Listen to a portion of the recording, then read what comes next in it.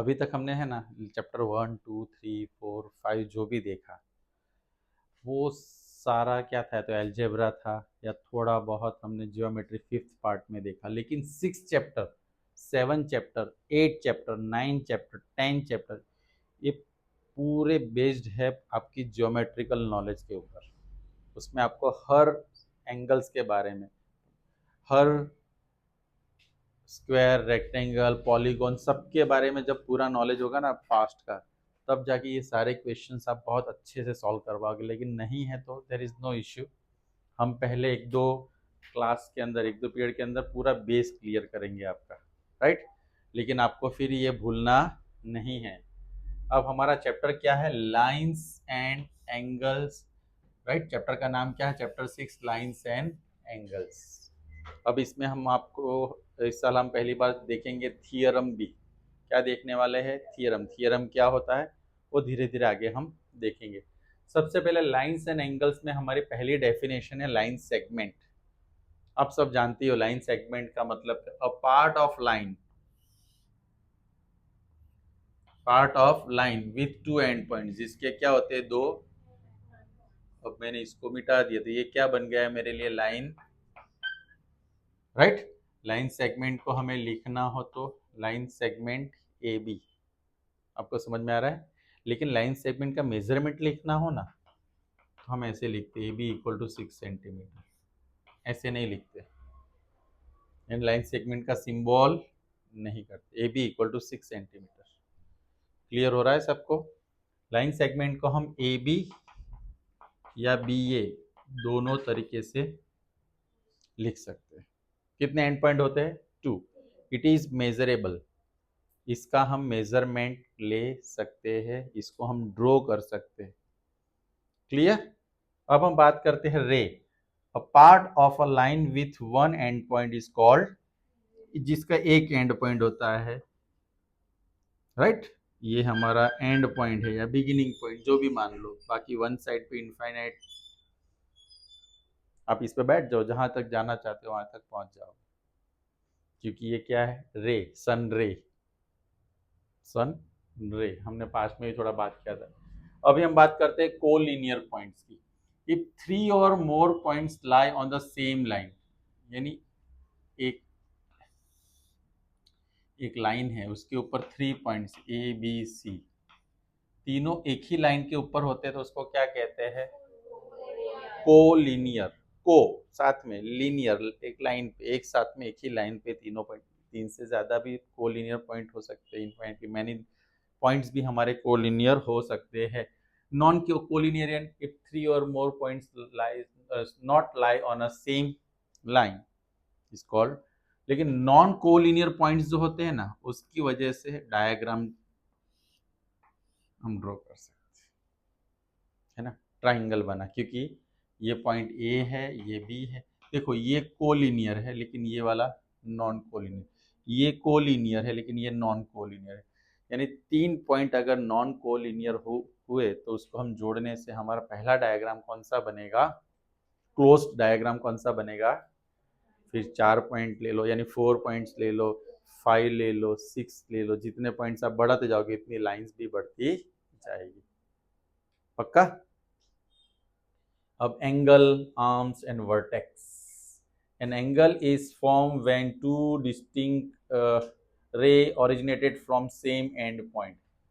अब एक and point है ओ है, उसमें से दो अलग अलग रेज को मैं फॉर्म करता हूँ, ओ ए ओ बी, तो this is an angle, this is an angle. Angle क्या होता है, दो डिफरेंट रेज एक ही पॉइंट में से निकलती है तो क्या फॉर्म होता है, एंगल। और उसमें ओ ए जो होती है, ओ ए और O B, O A and O B, उसको हम क्या कहते हैं, आर्म्स। ओ को क्या कहेंगे, वर्टेक्स। पक्का। और इस एंगल को हम जानेंगे किस नाम से, ए ओ बी, यहाँ पे लिखता हूँ। उसको हम जानेंगे AOB या तो BOA या तो एंगल AOB BOA या तो एंगल, और ऐसे हम उसको पहचानेंगे। यहाँ तक क्लियर हुआ सबको? अब टाइप्स ऑफ एंगल की बात करता हूँ। सब हैं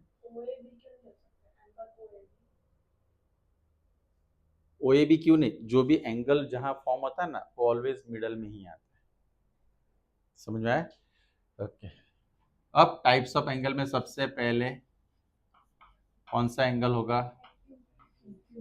एक्यूट एंगल की अगर बात करो तो जो 0 से ज्यादा और 90 से कम, यानी 0 और 90 के बीच में, 1 से लेके 89.5 89.9, वो भी क्या होगा? Acute angle.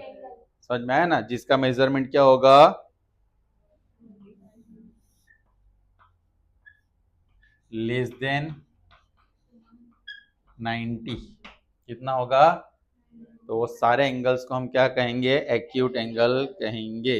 अब 0 से 90 के बीच में अगर 90 डिग्री आया हमारा, एग्जैक्टली 90 डिग्री, तो कौन सा एंगल होगा? Right angle.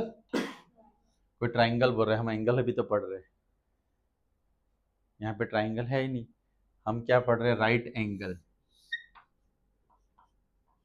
ये कितनी डिग्री होगी? 90 डिग्री। इसका एग्जैक्ट मेजरमेंट कितना होगा? 90 ही होगा, नॉट 90 से ज्यादा, नॉट 90 से। तो ये हमारे लिए क्या हुआ?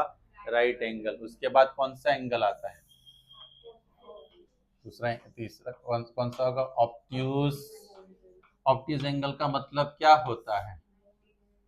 90 टू 180 के बीच में जो आता है, 91 से 90.5, 90.1, 90.1, 90.2, 90, इतना माइक्रो लेवल पे नहीं है, लेकिन हम लोग 90 से ज्यादा और 180 से कम वैसे जो एंगल होते हैं, यानी 179.99 तक हम क्या ले सकते हैं? Obtuse angle. Obtuse angle. और विजिबली भी आपको समझ में आना चाहिए कौन सा एंगल है, देख के भी पता कर सकते हो आप लोग, राइट? देखो 90 डिग्री जनरली क्या होता है? ये लाइन अगर दिख रही है 90 से बड़ा दिख रहा है तो ऑब्ट्यूज, 90 से छोटा होगा तो एक्यूट एंगल, और एग्जैक्टली 90 होगा तो कौन सा होगा?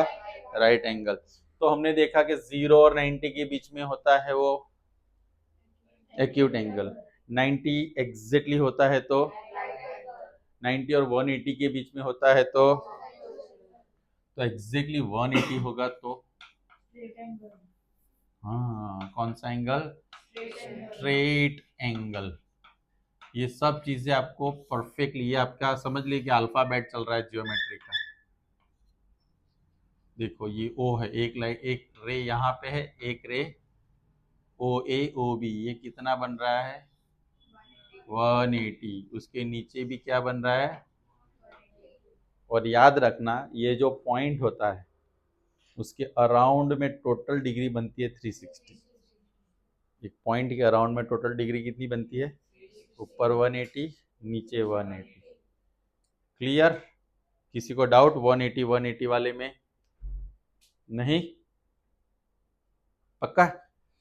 चलो, तो ये कौन सा एंगल था? और स्ट्रेट एंगल के बाद हम और एक एंगल देखने वाले हैं, रिफ्लेक्स एंगल।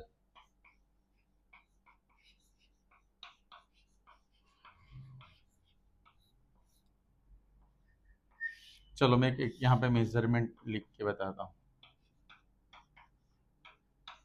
ये अंदर का एंगल कौन सा था? क्या? बी। Acute angle. ये कितना दिख रहा है आपको? मैं लिख रहा हूँ, अगर यहाँ 70 है, ये कौन सा एंगल है? Acute angle. तो इसका रिफ्लेक्स ऑफ एंगल ABC। सुनो सुनो सुनो दुनिया के लोगों, अब मैंने क्या बोला? पॉइंट के अराउंड में टोटल कितना होता है?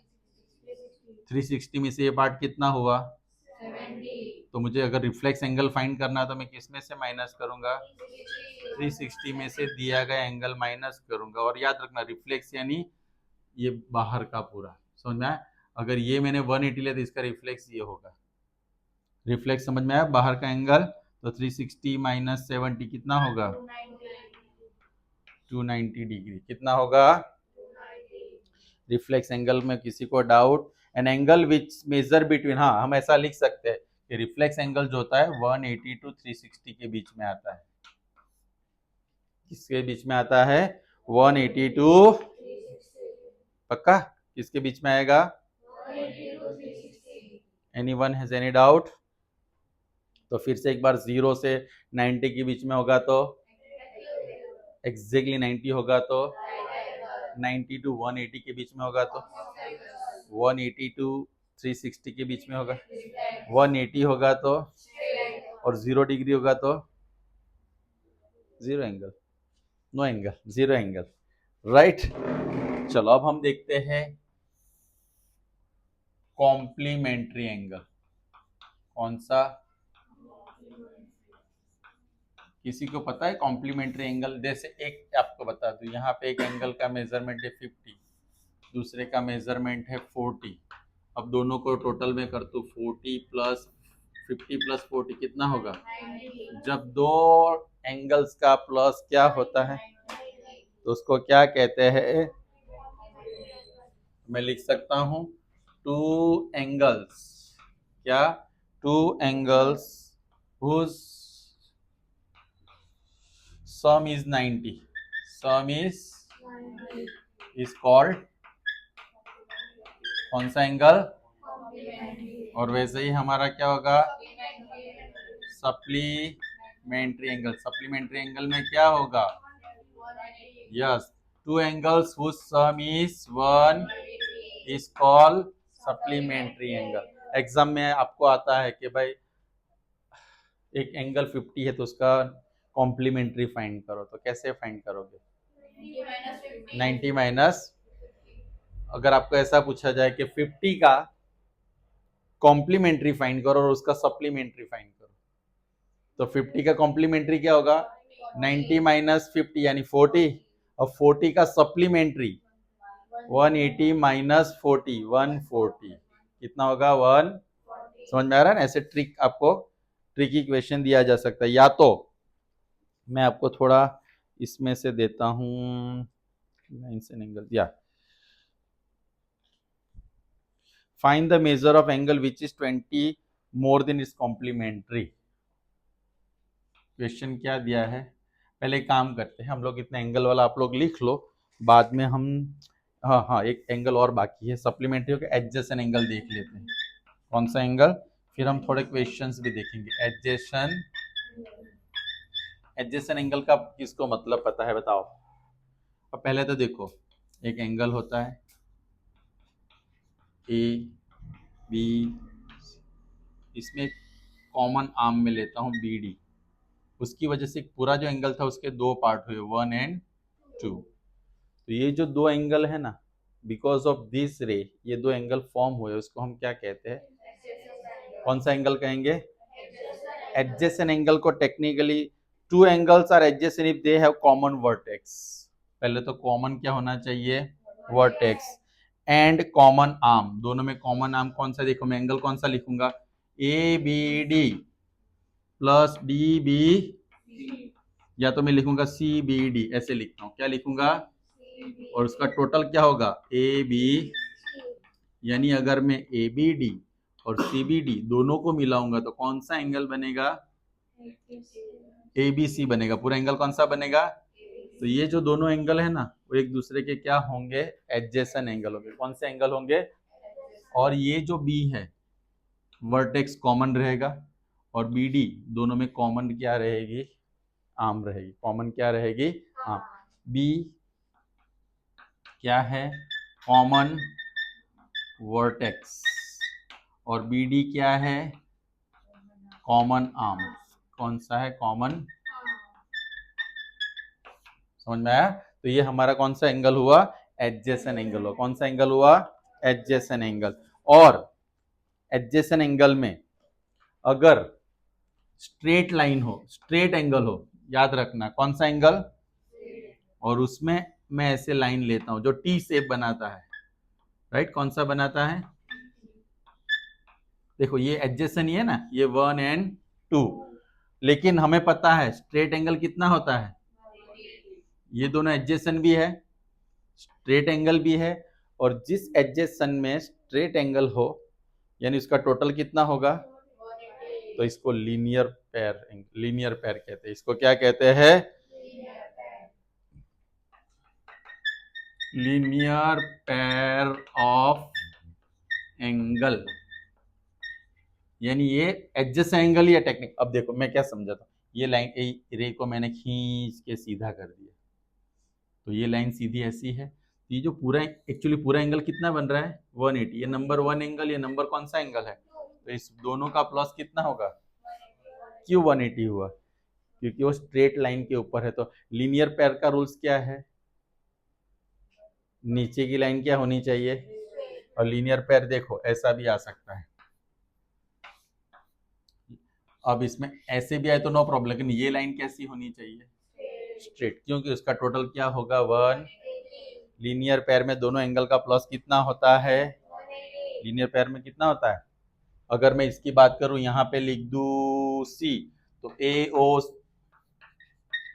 ओ सी प्लस क्या लिखूंगा B O is equal to 1, क्या लिख सकता हूं मैं 180, क्यों, ये क्या है लीनियर पैर। जब भी लीनियर पैर बनती है तो दोनों एंगल का प्लस कितना होता है 180 होता है। क्यों 180 होता है, क्योंकि लीनियर पैर एक स्ट्रेट लाइन यानी कि स्ट्रेट एंगल के ऊपर ही बनता है। क्लियर हुआ, तो ये सारे एंगल्स हमने देखे।